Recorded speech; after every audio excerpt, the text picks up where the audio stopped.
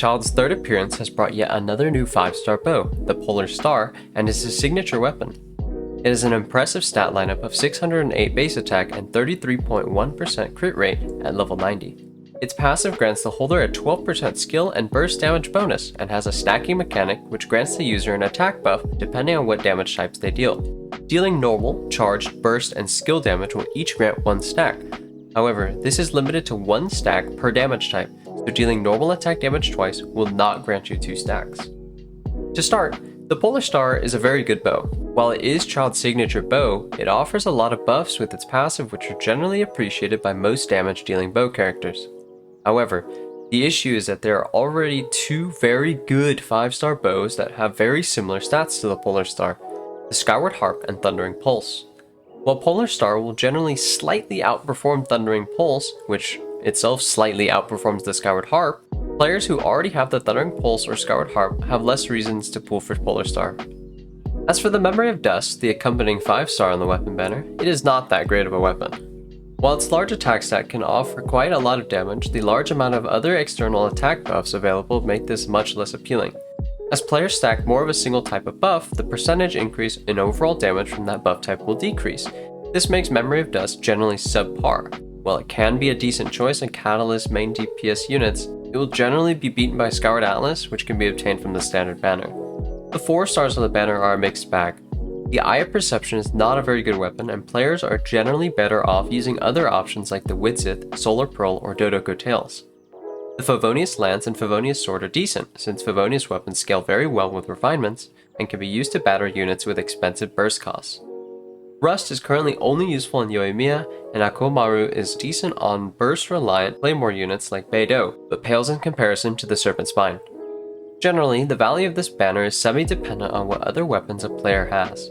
If they already have a Thundering Pulse or Skyward Harp, the banner is much less valuable, as those 2 weapons are already very similar to Polar Star in terms of damage.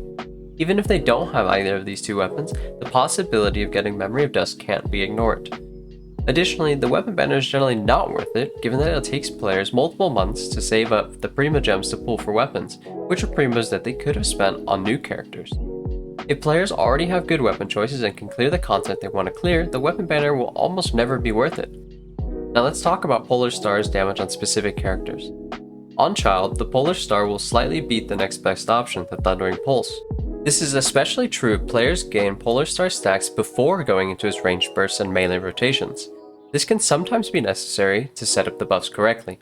For example, to buff and shred both Hydro and Pyro with Kazuha in a Child and Xiangling reverse vaporized team, Child needs to start his rotation with a stance change followed by a normal and charged attack to gain 3 stacks on his burst.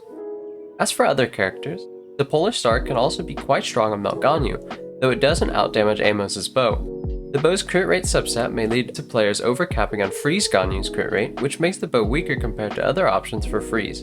The Polar Star is also a support official's best weapon, and players can do 1 quick normal attack before summoning Oz to get an additional stack for even more damage. However, the bow is less than stellar for Yoimiya, as she doesn't deal a significant amount of skill or burst damage and can't get many stacks on the bow.